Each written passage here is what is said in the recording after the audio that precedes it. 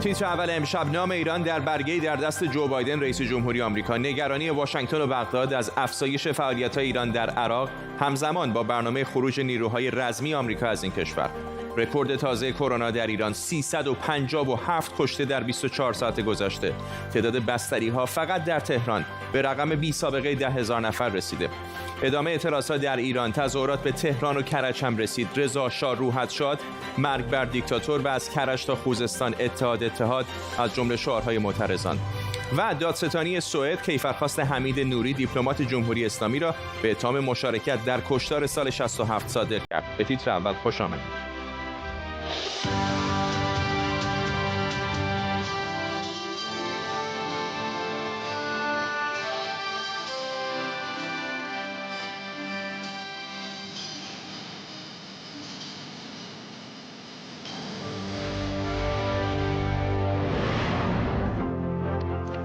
سلام به شما. جو بایدن رئیس جمهوری آمریکا در دیدار با مصطفی الکاظمی نخست وزیر عراق برگه‌ای رو در دست داشت که در اون نام ایران نوشته شده بود. جمله اول دست‌نوشته بایدن درباره تصمیم آمریکا برای پاسخ به حمله علیه نیروهای این کشور در عراق و در جمله دوم از ایران خواسته شده تا توقف حملات علیه آمریکا رو جدی بگیره.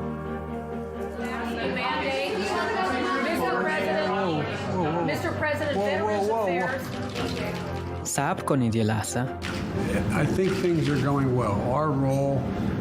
من فکر میکنم همه چیز به خوبی پیش میره. نقش ما در عراق تداوم آموزش، مساعدت و کمک به مقابله با داعش در صورت لزوم خواهد بود. اما ما قرار نیست دیگه تا پایان سال در چارچوب مأموریت رزمی در عراق باشیم.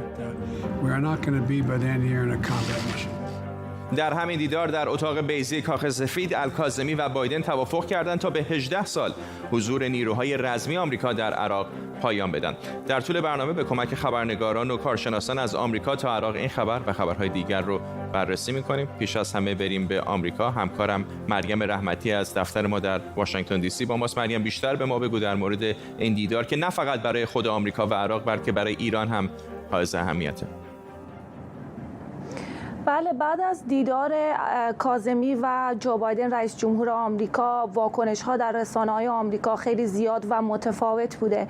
یک گروه که در یک گزارشی که CNBC منتشر کرده میگن که این خروج تاکتیکی هست و آمریکا تصمیم نداره که نیروهاشو خارج بکنه. 2500 سرباز آمریکایی باقی خواهند ماند به عنوان مشاور و مربی، در حالی که در این مقاله اومده که چقدر شبه نظامیان تحت حمایت ایران در عراق قدرت دارن. اونا مثل موضوع افغانستان میگن که عراق باید این مشکل رو خودش حل بکنه و در مقابل شبه نظامیان ایران از خودش دفاع بکنه. در یک طرف دیگه یک عده معتقدند که این کار بایدن مبنی بر خروج نیروهای رزمی آمریکا از عراق اشتباه هست و این به خاطر مذاکراتی که در وین در جریان هست با ایران اتفاق افتاده، مذاکراتی که تا این لحظه به هیچ جا نرسیدن. این حرف رو مایکل والتز، یکی از نمایندگان مجلس آمریکا، میگه که عضو کمیته دفاعی مجلس نمایندگان هم هست. او میگه که بایدن با این کار اشتباه میکنه و آینده عراق به مانند افغانستان خواهد شد که فعلا داره وضعیت خیلی وحشتناک رو میگذرونه. او میگه اگه به خاطر حضور نظامی ما در عراق و افغانستان نبود، تروریست های مثل بن لادن و قاسم سلیمانی هنوز زنده بودن. او در همین حال اضافه میکنه، مایکل واتس میگه که ما باید به حضورمون در عراق ادامه بدیم به خاطر برگشت آیسیس، به خاطر گروه های شبه نظامی تحت حمایت ایران، که اگر آمریکا از عراق خارج بشه، گروه‌های تحت حمایت ایران بیشتر قدرت میگیرن و ایران کلاً بیشتر قدرت میگیره و خودش رو میتونه تا مرزهای اسرائیل که هدف اصلی ایران هست برسونه. و اون میگه که بایدن با این کار به شدت، دولت بایدن اشتباه میکنه و نباید نیروهای رزمی خودش را از عراق خارج بکنه. ممنونم از تو مریم رحمتی، همکارم از دفتر ما در واشنگتن دی سی پایتخت آمریکا. همونطور که گفتیم جو بایدن رئیس جمهوری جمهوری آمریکا و مصطفی کاظمی نخست وزیر عراق برای اولین بار در کاخ سفید ملاقات کردند. دو رهبر توافق کردند نیروهای رزمی آمریکا بالاخره بعد از 18 سال از عراق خارج بشن. یه نگاهی بندازیم به جزئیات توافق دو کشور. در گزارشی که وزارت امور خارجه آمریکا درباره این توافق استراتژیک منتشر کرده، علاوه بر خروج نیروهای رزمی آمریکا به موارد دیگه‌ای از جمله اهدای 500,000 دوز واکسن کرونا فایزر در چارچوب برنامه‌های بهداشت همگانی اشاره شده. علاوه بر این آمریکا $800,000 هم برای اجرای برنامه‌های بهداشتی در عراق اختصاص داده. در زمینه کمک‌های بشردوستانه آمریکا قرار $155 میلیون در اختیار عراق بذاره تا در حوزه‌های مثل تأمین سرپناه، آب و غذا برای نیازمندان هزینه کنه. به علاوه آمریکا گفته برای بهبود وضعیت اقلیت‌هایی که هدف حملات داعش بودن مثل ایزدی‌ها، کمک‌های مالی در اختیار دولت عراق قرار میده. یکی دیگر از محورهای توافق دو کشور هم کمک $5 میلیون آمریکا به هیئت سازمان ملل در عراق برای نظارت بر برگزاری انتخابات ماه اکتبر در این کشور. آمریکا اخیراً هم حدود $10 میلیون برای برگزاری انتخابات در عراق کمک کرده بود. آمریکا از سال 2017 $17.5 میلیون به مراکز آموزش عالی غیر دولتی و غیر انتفاعی عراق کمک کرده و حالا قراره بیش از $1 میلیون هم به دانشگاه‌های شهرهای آزاد شده از دست داعش کمک کنه. ایالات متحده اعلام کرده آماده است به کمک وزارت امور خارجه و آژانس توسعه بین‌المللی به اصلاحات اقتصادی در عراق هم کمک کنه. همین آژانس قراره $1 میلیارد برای تقویت بخش خصوصی سرمایه‌گذاری کنه. اما مهمترین محور توافق دو کشور همین خروج نیروهای رزمی آمریکا از عراق تا پایان سال جاری میلادی و تمرکز بر آموزش همکاری‌های اطلاعاتی دو کشوره. کامران متین، استاد روابط بین‌الملل در دانشگاه ساسکس از برایتون به ما پیوسته. آقای متین، فکر می‌کنم مقامات ایران احتمالاً دارن ساعتشون رو نگاه می‌کنن که کی نیروهای رزمی آمریکا از عراق خارج میشن. تجربه‌ای که آمریکایی‌ها در این مدت در افغانستان داشتن، چقدر ایالات متحده و عراق باید نگران باشن که ممکنه همون تجربه در عراق هم به شکل دیگری این بار با حضور ایران تکرار بشه؟ به نظر میرسه نشانه‌هایی که وجود داره این هست که برخلاف افغانستان در مورد عراق آمریکا تنها به بازتعریف نقش نیروهاش در عراق بسنده خواهد کرد و نیروهای آمریکایی کماکان در عراق حضور خواهند داشت. این چند دلیل مختلف داره که چرا این اعلام این به اصطلاح خروج نیروهای دارای مأموریت رزمی الان صورت میگیره. یک دلیل مهمش این انتخابات اکتبر است که شما بهش اشاره کردید. دولت آمریکا خیلی مایل هست که آقای کاظمی بتونه در این انتخابات پیروز بشه و یکی از مواردی که ممکنه به پیروزیش کمک بکنه این هست که آقای کاظمی بتونه ادعا بکنه که نیروهای خارجی، نیروهای آمریکایی از عراق خارج شدن و طرفداران نیروهای نیابتی منتسب به ایران رو تا حدودی راضی بکنه و این بخشی از این توافق در واقع در این رابطه هست. مسئله دوم این هست که نیروهای آمریکایی در عراق تحت همون اسناد حقوقی دولت آمریکا در اونجا هستن که مربوط هست به حضور نیروهای آمریکایی در سوریه.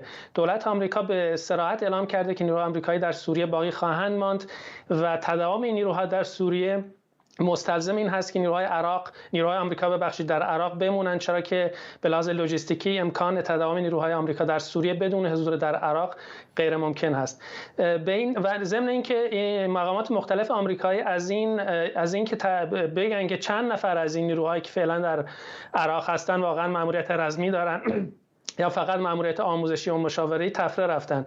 به این معنا میشه گفت که شاید در عمل واقعا تعداد نیروهای آمریکایی در عراق تا آخر سال تغییر آنچنانی نکنه و بخش بزرگی از این توافق بیشتر به یک حالت به اصطلاح نمایشی است که افکار عمومی رو در عراق راضی بکنه و همین حالا هم رهبران دو جریان عمده شیعه مقتدا صدر و عمار حکیم از این توافق استقبال کردند، در حالی که نیروهای نزدیک به ایران گفتن که این به اصطلاح توخالی هست و ما مخالف حضور هر نوع نیروی آمریکایی در عراق هستیم. ممنونم از شما کامران متین، استاد روابط بین‌الملل در دانشگاه ساسکس از جنوب بریتانیا در برایتون با ما. تصاویر زنده داریم از کنگره آمریکا که دارن در مورد وقایع 6 ژانویه صحبت میکنند. اگر به یاد داشته باشید 5 و 6 ژانویه بعد از انتخابات ایالات متحده آمریکا تعدادی از طرفداران دونالد ترامپ رئیس جمهوری وقت آمریکا در اعتراض به نتیجه انتخابات به ساختمان کنگره در مرکز واشنگتن دی سی رفتند و تعدادی از اونها موفق شدند که به داخل صحن مجلس هم وارد بشن و این نگرانی وجود داشت که ممکنه جان تعدادی از نمایندگان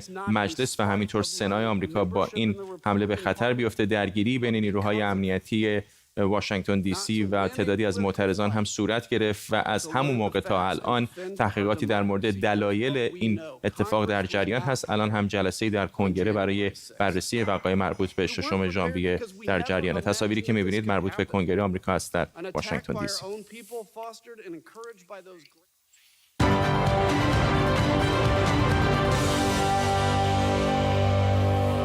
کرونا همچنان در ایران رکوردهای تازه‌ای ثبت می‌کنه. بنابر اعلام وزارت بهداشت فقط طی 24 ساعت گذشته 357 بیمار جانشون را از دست دادن و در همین مدت حدود 35,000 بیمار جدید شناسایی شدند. تعداد بستری‌های کرونا در تهران هم به رقمی بی سابقه رسیده، 10,000 نفر و بیمارستان‌ها و کادر درمانی هم با چالش‌های زیادی دست و پنجه نرم می‌کنن. همکارم لیلا سعادتی اینجا در استودیو با ماست. لیلا، انگار دوباره همون اوایل کرونا هست و تازه داره همه چی از صفر شروع میشه. دقیقاً همه چی از صفر شده و بدتر هم شده وضعیت. ببین فرد، اون چند روز پیش آقای نمکی وزیر بهداشت یه صحبتی کرد و گفتش که هیچ قدرتی نداره و ملتمسانه از مردم میخواد که هم به خودشون رحم کنن هم به کادر درمان رحم کنن.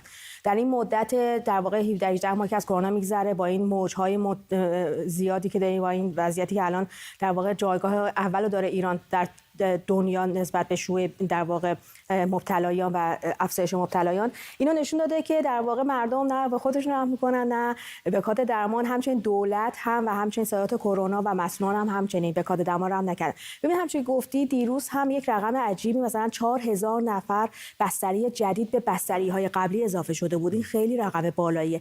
مثلا یکی از کسانی که توی یکی از کلینیک خصوصی و خیلی کوچیک داره کار میکنه میگه که اگه ما در حد مثلا نرمال معمول 150 تا پذیرش داشتیم، اگه مثلا خیلی اتفاق عجیبی میفته 350 تا، دیروز 750 نفر به اونجا مراجعه کردن. این یعنی چی؟ یعنی اینکه بیمارستان‌ها تختاش پر شده، کسانی که حتی شاید باید در واقع بستری بشن به خاطر کمبود تخت به خانه برگردانده میشن.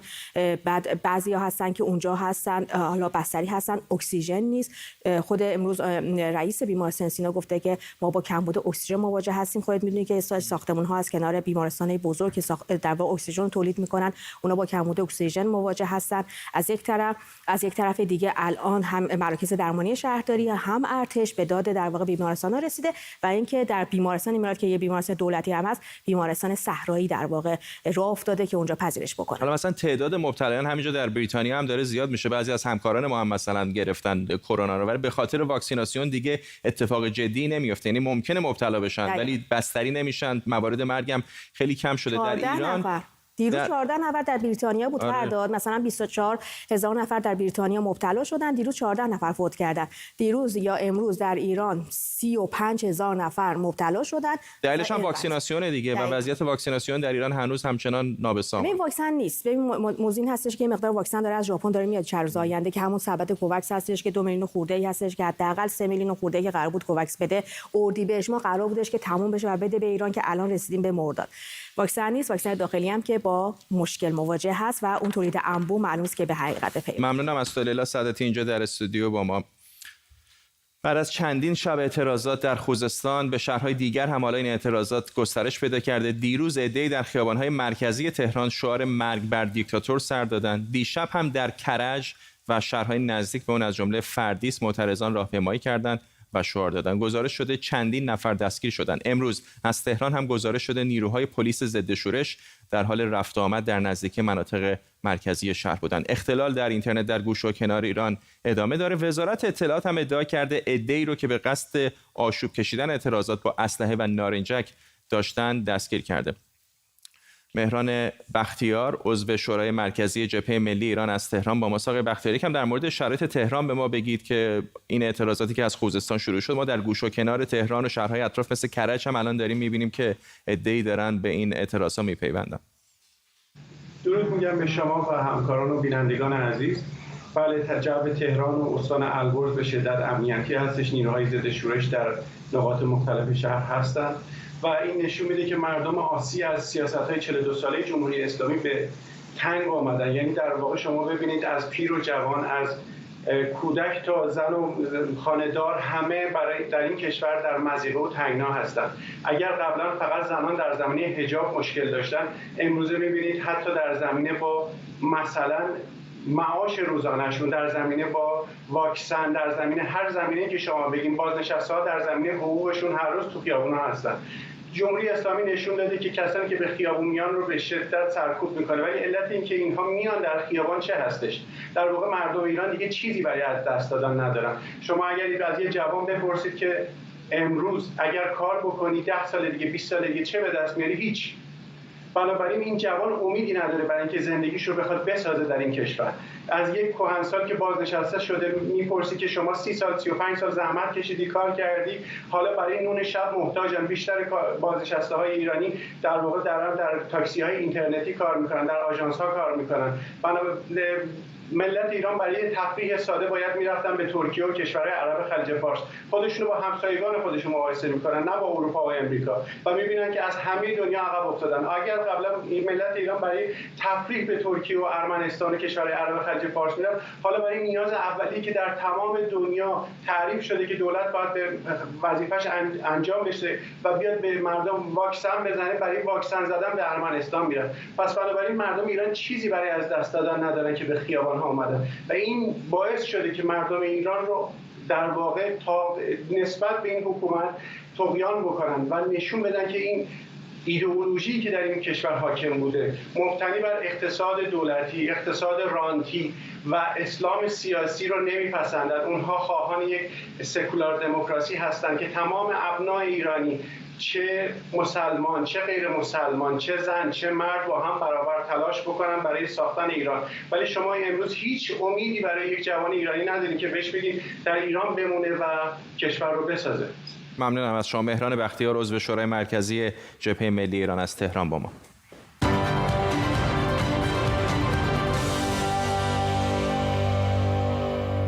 دادستانی سوئد کیفرخواست حمید نوری متهم به مشارکت در اعدام‌های سال 67 رو صادر کرده. کیفرخواست حمید نوری، دادیار سابق قوه قضاییه جمهوری اسلامی، با 2 اتهام نقض فاحش حقوق بین‌الملل و قتل عمد صادر شده. این اولین باریه که یکی از متهمان به کشتار زندانیان سیاسی در سال 67 در دادگاهی محاکمه میشه. پیش بینی میشه که دادگاه رسیدگی به اتهام‌های حمید نوری از 19 مرداد شروع بشه و 9 ماهی هم به طول بکشه. حمید نوری نزدیک به 2 ساله که در سوئد بازداشته. در تابستان 67 تعداد زیادی از زندانیان سیاسی مخفیانه اعدام و در گورهای دست جمعی دفن شدند. همکارم احمد صمدی از برلین با ماست. احمد، بیشتر به ما بگو در مورد روند دادگاه. فرداد 21 ماه طول کشید تا دادستان‌ها بعد از تحقیقاتشون این کیفرخواست رو بنویسن.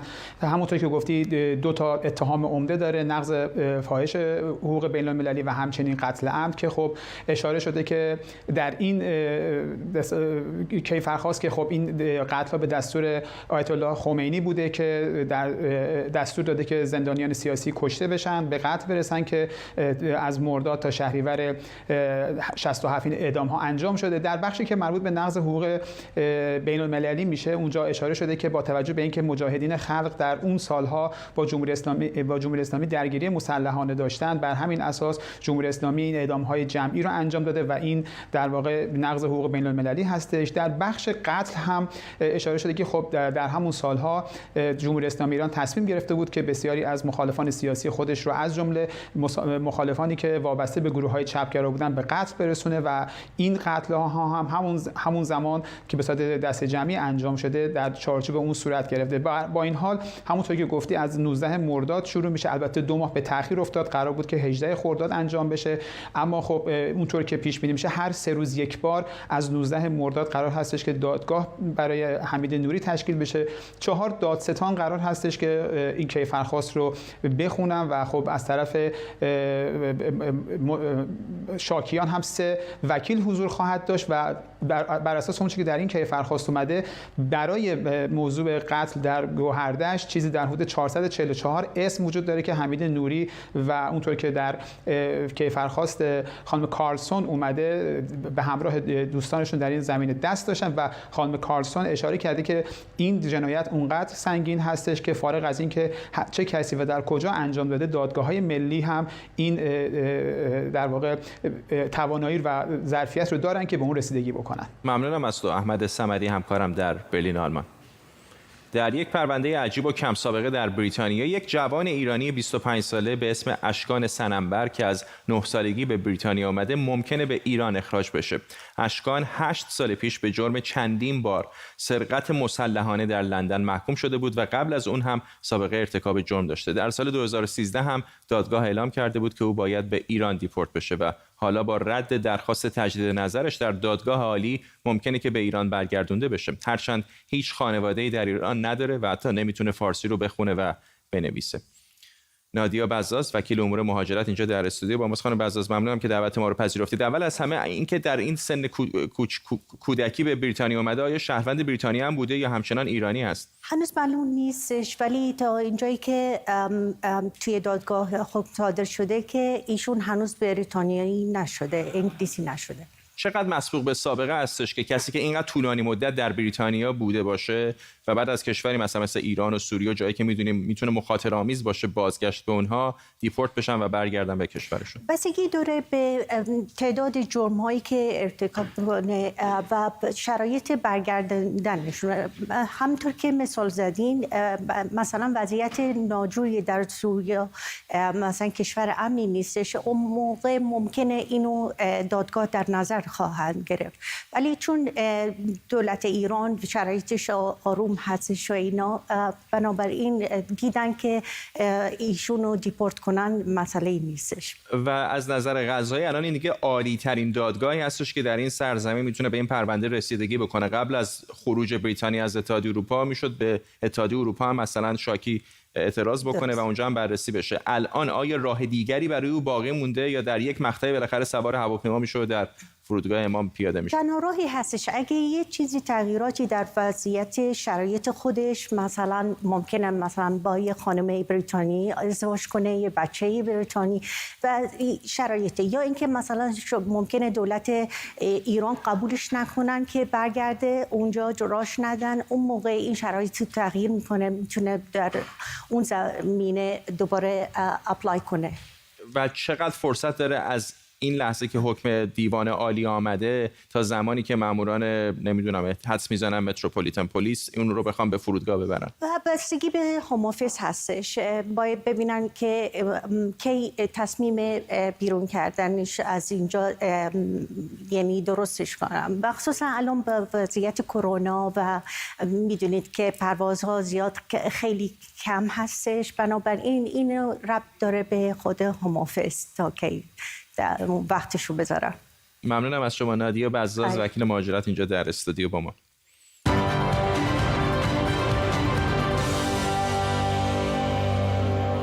بیننده تیتر اول سه‌شنبه شب هستید. ساعت 8:22 به وقت تهران. اگر از ابتدای برنامه با ما نبودید، نگاهی دوباره به سرخط خبرهای مهم. جو بایدن رئیس جمهوری آمریکا در دیدار با مصطفی کاظمی نخست وزیر عراق گفته با پایان مأموریت نظامی آمریکا در عراق، همکاری ضد تروریستی واشنگتن و بغداد ادامه پیدا می‌کنه تا اطمینان حاصل بشه که داعش هرگز به عراق برنمیگرده. اعتراضاتی که از خوزستان شروع شد حالا به استان البرز هم رسیده. جمعی از معترضان در فردیس کرج هم در حمایت از این اعتراضها به خیابان‌ها اومدند و تظاهرات کردند و شعارهایی از جمله از کرج تا خوزستان اتحاد، مرگ بر دیکتاتور و رضا شاه روحت شاد سر دادند. رکورد تازه کرونا در ایران 357 کشته فقط در 24 ساعت گذشته. تعداد بستری‌ها هم فقط در تهران به رقم بی سابقه 10,000 نفر رسیده. و سعید مولایی که 3 سال به خاطر فشار جمهوری اسلامی برای انصراف اجباری از رقابت با حریف اسرائیلی پناهنده شده بود، امروز با پرچم مغولستان در المپیک توکیو به مدال نقره جودو رسید.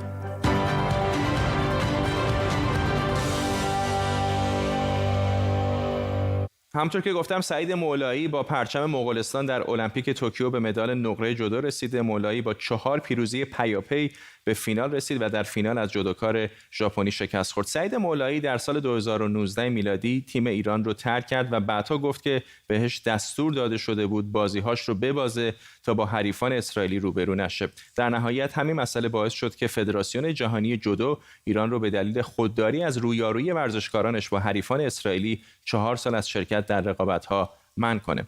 همکارم آرمین قبادی پاشا اینجا در استودیو با ماست. آرمین، کلا این مراسم المپیک انگار شده خارج چشمی برای جمهوری اسلامی. هر یه روز در میون یه اتفاقی میفته که یادآور محدودیت‌ها، محرومیت‌هایی هست که ورزشکاران ایرانی در داخل ایران باش رو ببرن. همینطور فرداد و احتمالاً جمعه هم همین اتفاق رو مجددا شاهد خواهیم بود و تو شاید شنبه بخوای به همین موضوع بپردازی، چون جمعه هم یکی دیگه از ورزشکاران مطرح ایرانی جواد محجوب زیر پرچم پناهندگان در مسابقات جودویی که در توکیو تعلیق ایران و نمیتونه حضور پیدا کنه میره روی تاتامی و امیدواریم که اتفاق خوبی بهش بیفته. اما چه شد که سعید مولایی به اینجا رسید رو باید گفت از 2 سال پیش از همین توکیو شروع شد. در مسابقات جهانی توکیو سعید مولایی اومد افشا کرد که به او گفتن مجبور است ببازه مقابل جودوکای بلژیکی چون با یک ورزشکار اسرائیلی یعنی ساگیموکی روبرو نشه و وقتی این مسئله رو افشا کرد و گفت برای 4مین بار است که بعد از گوانجو چین، ابوظبی در امارات و پاریس این فشار رو به او وارد کردن، فدراسیون جهانی جودو این موضوع رو پیگیری کرد و سعید مولایی امروز مدالی به دست آورد فرداد که این مدال یک مدال تاریخی از هر جهت هست. اگرچه سعید مولایی تا المپیک 2024 پاریس قرارداد داره با مغولستان و زیر پرچم مغولستان روی تاتامی خواهد رفت، اما باید بدونیم که او تنها ایرانی است که تونسته در مسابقات المپیک یک مدال کسب کنه در تاریخ جودو ایران، اون هم در توکیویی که اون اتفاق برای خودش رقم خورد. یک دوم کشوری است که مهد جودو از ژاپن اومده و مقابل یک حریفی که از ژاپن اومده. همه اینها رو اگر بذاریم بغل هم متوجه میشیم که سعید مولایی به معنای واقعی کلمه بازی با واژه‌ها نیست، کاری تاریخی و بی‌نظیر کرده و یک اتفاق تاریخی رو رقم زده. در فضای مجازی من دیدم بسیاری به این موضوع اشاره کرده بودن و یک غم و شادی کنار هم بود. غمش این بود که چرا زیر پرچم مغولستان و شاید این رو باید پاسخ بدن مسئولانی که در ایران در تمام این سالها در واقع مدال از ورزشکاران ایرانی گرفتن. من دیدم خیلی از کاربران مغولی هم توییت کرده بودن در این باره. دقیقاً خیلی دارن واکنش نشون میدن. سعید مولایی موضوعش جهانی شده، هالیوود قراره که ازش فیلم بسازه و یک رویداد، یک اتفاق جهانی رو رقم زده وقتی که اون مسئله رو افشا کرد. اما این موضوع که چرا او زیر پرچم مغولستان هست مسئله است که امروز باز یک بار دیگه پررنگ شد، به خاطر اینکه سالهای ساله که ایرانی‌ها، ورزشکاران ایرانی سیاست نانوشته‌ای رو اجرا می‌کنن که نباید برابر ورزشکاران اسرائیلی روی تاتامی به میدان برن در هر رقابتی و چه بسا مدال‌های زیادی مثل همین مدالی که میتونست به اسم ایران نوشته شده باشه و امروز به اسم مغولستان حک شده از ورزشکاران ایرانی دریغ شده و به دست نیاورده. ممنونم از تو همکارم آرمین قبادی پاشا اینجا در استودیو با ما. بازیکنان تیم هندبال ساحلی نروژ هم که هفته پیش در مسابقات قهرمانی هندبال ساحلی اروپا به جای بیکینی از شورت ورزشی استفاده کرده بودند، به همین دلیل از طرف کمیته انضباطی فدراسیون هندبال اروپا 1500 یورو جریمه شدند. پینک خواننده و ترانه‌سرای آمریکایی و برنده 3 جایزه گرمی در واکنش به این تصمیم در توییتی پیشنهاد داده که این جریمه رو پرداخت کنه و گفته که به بازیکنان نروژ به خاطر اعتراض به قوانین بسیار جنسیت زده افتخار میکنه. در بزرگترین رویداد ورزشی جهان هم تیم ژیمناستیک زنان آلمان در اعتراض به جنسیت زده شدن ورزش زنان در رقابت‌های المپیک توکیو لباسی پوشیدن که تمام بدنشون رو میپوشونه. این ورزشکاران با پوشیدن این لباسی که میبینید به جای بیکینی به نقض حجاب حق انتخاب لباس اعتراض کردن. این کار با واکنش‌های زیادی هم البته روبرو شده. حجاب اجباری و نحوه پوشش ورزشکاران زن ایرانی هم به خصوص در رقابت‌های بین‌المللی سال‌هاست که مورد انتقاد قرار گرفته. گفته میشه ورزشکاران زن ایرانی با این نحوه پوشش و در شرایطی خیلی سخت و نابرابر نسبت به حریفان مسابقه میدن، تا جایی که حتی گزارشگر شبکه ورزش ایران در مسابقه ثریا آقایی در المپیک توکیو از سختی‌های پوشش ورزشکاران زن ایرانی گفت. غیرت بانوان ایرانی هستش که با پوشش‌هایی که دارن در شرایط سخت و برابر در مقابل حریفاشون بازی میکنن و این پوشش‌ها قطعاً گرمای زیادی رو به بازیکن‌ها تحمیل میکنه، ولی با تمام این تفاصیل دارن میجنگن. پروانه حسینی مدرس مطالعات زنان و جنسیت دانشگاه ووستر از ایالت اوهایو با ماست. خانم حسینی، جالب هست یه عده‌ای مثل ایران گرفتار هستن که آن چی که میخوان بپوشن نمیتونن بپوشن. از سمت دیگه میبینیم که در اروپا هم مثلا نروژی‌ها میخواستن با یک لباس دیگری ظاهر بشن. چقدر این موضوع لباس زنان همچنان در سال 2021 یک معضل هست واقعا؟ ببینید تاریخ یونیفرم برای ورزش تاریخی هستش که از ابتدایی که ورزش زنان وارد مسابقات بین‌المللی شده که بیشتر هم تنیس اون موقع مهم بوده، خیلی مهم بوده که لباس زنان چی هست و قوانین لباس زنان رو بیشتر خب مردانی که در رأس فدراسیون ها بودن تعیین می‌کردن. جالبه که بدونی که ابتدا مثلا اینکه یک وجب دامن تنیس باز زن بالا رفته بوده چقدر جنجال شده بوده، ولی بعد کم کم به اینجا رسیده که لباس زنان رو هی دلشون خواسته، مخصوصا در مسابقاتی مثل والیبال ساحلی، ژیمناستیک که صحبتش شد، مسابقات ساحلی، کلا هندبال و بسیاری از ورزش‌های دیگه یه جوری بکنن که به اصطلاح جذابیت داشته باشه، بهش میگن میل گیز، یعنی اون مردان پسند باشه، ابژه جنسی میکننش خیلی وقتا و این مدت‌ها هستش که مورد نقد هست. مثلا میدونیم که از 2016 تعیین شد که میتونن زنان برای والیبال ساحلی لباس پوشیده بپوشن یا بیکینی بپوشن. هر کدوم مرز بین این انتخاب لباس و یونیفرم کجاست؟ یعنی مثلا ممکنه شما در فوتبال، میخوام بپرسم مرز بین یونیفرم و انتخاب کجاست؟ مثلا ممکنه شما در ورزش مردان هم این رو بپرسید، آیا مردان باید بتونن به جای شلوارک مثلا شلوار بلندتری بپوشن در فوتبال؟ خیلی موضوع خوبیه. ببینید ما توی فدراسیون صحبتی که زنان دارن میکنن که دو روی سکه‌اش همون چیزی هست که شما به خوبی اینجا گفتین که نه اجبار به پوشش درسته، نه اجبار به کم پوشی درسته، اختیار مهم هست. در مورد فدراسیون مهم اینه که وقتی میخوان تعیین بکنن پوشش رو باید بدونن از لحاظ ورزشی که هم برای سلامت اون شخص مهم هست، مثل اکسیژنی که قراره بگیره، هم از لحاظ حرکتی مهم هست و هم از لحاظ برابری که بین افراد مختلف مهم هست. اینی که از لحاظ سلامتی و ورزشی فدراسیون حق داره که تعیین بکنه، ولی به لحاظ جنسی و جنسیتی وقتی که میخواد این دوگانه رو بزرگ بکنه، یه جایی مثل ایران بخواد تحمیل بکنه یه پوششی رو که برابری رو از بین میبره، اختیار رو از بین میبره، یه جایی مثل بعضی از فدراسیون‌های دیگه بخواد کم بکنه پوشش رو که باز هم ابژه جنسی درست میشه، اونجا هستش که فدراسیون‌ها زیر سوال میرن که شما چرا اصولاً وارد این هیته باید از لحاظ ورزشی تعیین بکنی که چه چیزی مناسب اون ورزش است، اما از لحاظ اندازه و کم و زیاد پوشش برای چه مرد چه زن نباید شما وارد بشین. موضوع اینه که بیشتر وارد هیته زنان میشن فدراسیون ها و بیشتر مردان هستن که تصمیم میگیرن. اینه که الان موضوع زنان جنجالی تر شد. بعضی ورزش هم بوده که مثلا گفتن یک پوشش خاص ممکنه امتیازی بده به بازیکنان به خاطر ایرودینامیک و مسائل دیگه.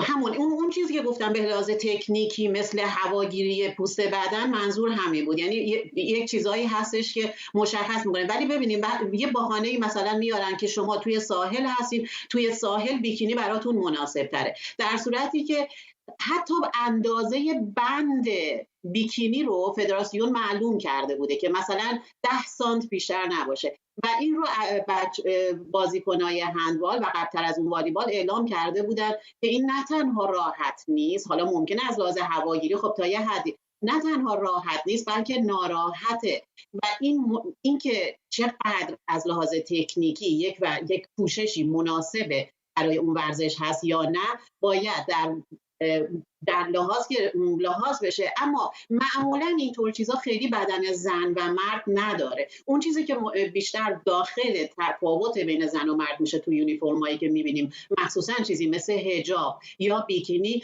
نگاه جنسی و جنسیتی هستش که به زن داره اونجا میشه و الا از لحاظ فنی و تکنیکی مثل جنس پارچه و اینکه چقدر از بدن خوبه که پوشیده بشه یا نشه برای تنفس، مثلا گلویی که میگن گردن نباید پوشیده بشه تا هوا بره و ایران مجبور کرده بود که یک سری از زنان رو که با گردنشون رو باید بپوشونن و فدراسیون اعتراض کرده بودن که این برای هواگیری بده. اونا قسمت‌های تکنیکی هستش که خب یه بحثیه، اما بحث روسری اجباری و بحث پوشیدن کامل بدن، من وقتی تو آذربایجان بودم برای مسابقه کشورهای اسلامی، بیشتر زنان اونجا هر چی که دلشون می‌خواست تا یه حدی می‌پوشیدن، به غیر از اینکه استانداردهای ورزشی اون فدراسیون رعایت بشه. ورزشکار دونده دختر ما که ورزشکار خیلی خوبی هست، به خاطر کمبود اکسیژن اصلا افتاد، نتونست ادامه. اینجا هست که مرزها معلوم میشه بین تکنیک و اجبار. ممنونم از شما پروانه حسینی، مدرس مطالعات زنان جنسیت دانشگاه ووستر از ایالت اوهایو با ما.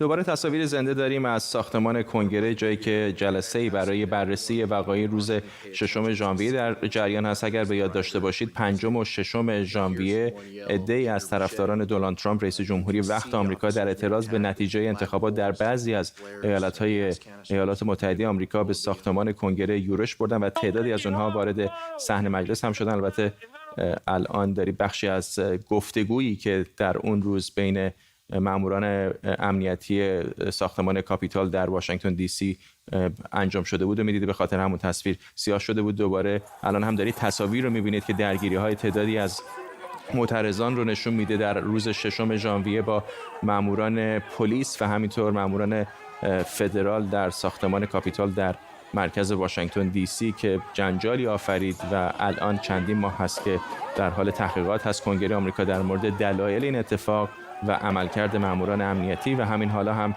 در خود جلسه‌ای در کنگره آمریکا کسانی که مسئولیت داشتن در آن روز دارن به نمایندگان مجلس آمریکا توضیح میدن.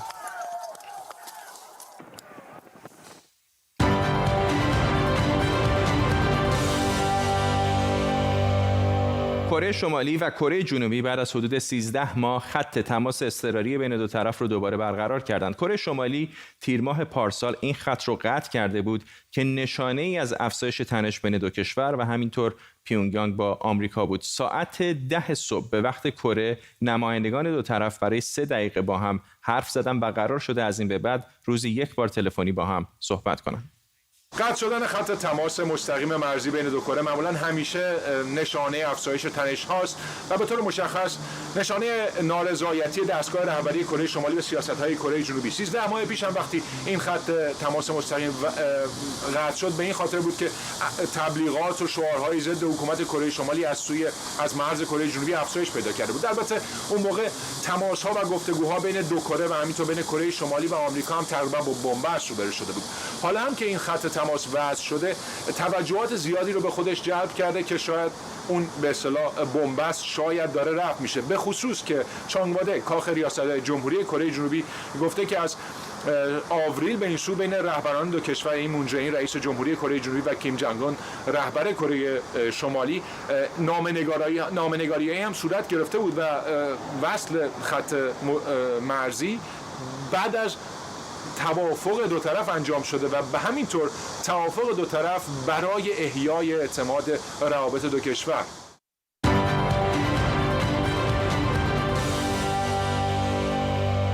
ماجد تاباز بوده از کره جنوبی گزارش میداد برای عده بیت کوین و ارزهای دیجیتال یه جور دلبستگی به سودجویی با فناوری دیجیتال، برای عده هم که اصلا این موضوع اهمیت چندانی نداره، ولی به نظر میرسه هر دو گروه بعدشون نمیاد خبرهای اون رو دنبال کنن. بیت کوین که محبوب ترین و مهمترین رمز ارز دنیاست دوشنبه یه بار دیگه با نوسان شدید قیمت روبرو شد و خودش رو از محدوده $20,000 به نزدیکای $40,000 کشوند.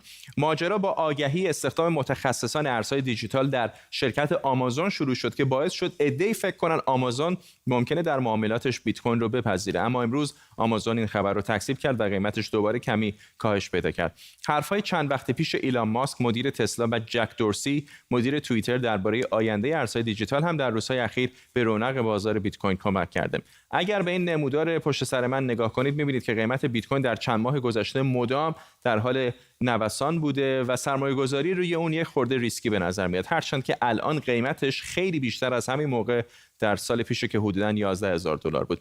بعضی از کارشناسان اقتصادی میگن با همه این بالا و پایین رفتن‌ها ارزهای دیجیتال در سال‌های آینده از محدوده طبقات متوسط نخبه‌گرای جامعه فراتر میره و رواج و کاربرد بیشتری پیدا میکنه. جامین تحلیلگر بازار رمز ارزها از سوئد با ماست. آقای جامین، هر از گاهی اونایی که خیلی علاقه دارن به سرمایه‌گذاری در رمز ارزها یهو هیجان زده میشن که ایلان ماسک فلان چیزو توییت کرد و جک دورسی فلان حرفو گفت و فلان کشور داره از بیت کوین استقبال میکنه یا بسیار شرکت میخواد از بیت کوین استفاده بکنه و قیمت میره بالا. دوباره یه خبر بعد میاد مثلا میگن دولت ترکیه یا دولت ایران دارن سرکوب میکنن و قیمت بیت کوین میاد پایین. چطور میبینید این بازار رو و کی ممکنه بالاخره سرمایه‌گذاران یک ثبات نسبی ببینن؟ این اخبار برای خرید و فروش شرکت‌های مختلف همیشه بوده و توی سطوح مختلف انجام میشه، حالا به واسطه قراردادهای آپشنی که روی سطوح مختلف توسط معامله‌گرا انجام میشه. با توجه به ورود شرکت‌ها و صندوق‌های سرمایه‌گذاری به دنیای رمزارزها، همچنین پذیرش بیت کوین به عنوان ارز در برخی کشورها همچون السالوادور، سطح $30,000 به عنوان سطح حمایتی جدیدی برای بیت کوین معرفی شد. نگران تا حد زیادی به بازار برگشتن، جوری که قیمت برای لحظاتی به کانال $40,000 رسید. تو برخی صرافی‌ها هم قراردادهای آتی تا نزدیک $50,000 صعود کرد. چالش جدید خریداران برای به دست آوردن سطح $40,000 کاملا مشهوده و فاز انباشت در کانال $30,000 میتونه منجر به ثبت قیمت جدیدی برای بیت کوین بشه. یکی دیگه از نگرانی‌هایی که خیلی از سرمایه‌گذاران دارن بهش اشاره میکنن قوانین و ضوابط دولت‌ها هست. می‌بینیم که مثلا یه شرکتی مثل بایننس الان در چندین محدوده قضایی با مشکلات مختلف مواجه شده. یکی از رمزارزها مثل تتر در وزارت دادگستری آمریکا پرونده‌ای داره علیهش شده، دست کم در حال بررسی هست. اینها چقدر میتونه تاثیر بذاره؟ قوانینی که برای به قولی رگولیشن رمزارزها هستش امسال خیلی بیشتر از هر سال دیگه ای شد. به هر حال باید یه سری احراز هویت ها انجام بشه چون بتونن رد تراکنش های مختلف رو بگیرن. به واسطه تمام پولشویی هایی که داره توی دنیا توسط رمزارزها انجام میشه تقریبا میشه گفت جلوی این قضیه رو گرفتن. صرافی بایننس و بقیه صرافی‌هایی هم که میخوان توی این بازار ادامه بدن و کار بکنند مجبور هستن که تمام شفاف سازی ها رو انجام بدن و این توی این چرخه رگولیشن به قولی برای FATF باشن. ولی خود همین نظارت‌ها یا ناقض روح رمزارزها نیست؟ خیلی کوتاه تو 30 ثانیه اگر بفرمایید. برای دیسنترالایز بودن بله تقریبا میشه گفت داره اونو نقض میکنه، واسه همینم یه مقداری ناراحتن یه سری، ولی برای کسی که هولدر هست یا به قولی نگه میداره اون رمز ارز رو توی کیف پولش فکر نمی کنم مشکلی ایجاد بشه توی صرافی. اگه نگه دارید از این مشکلات ممکنه مواجه بشید. بله. سپاسگزارم از شما جامین، تحلیلگر بازار رمزارزها از سوئد با ما. به این ترتیب ما هم میرسیم به پایان تیتر اول امشب. این برنامه رو میتونید کمی دیرتر در یوتیوب با زیرنویس فارسی هم ببینید. تا برنامه بعدی بدرود.